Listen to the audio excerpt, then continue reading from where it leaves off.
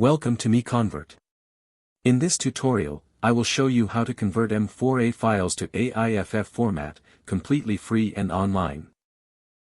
Open your browser and search for M4A to AIFF MiConvert.com. Click on the first result to go straight to the converter. You are now on the M4A to AIFF converter page. The interface is clean and easy to use. Let's upload a file. Click the Choose File button.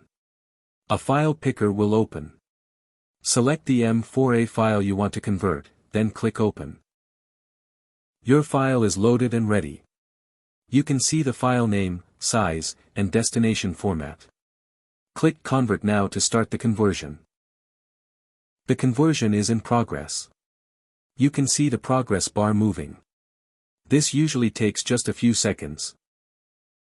Done. Your file has been successfully converted. Click Download to save the AIFF file to your computer.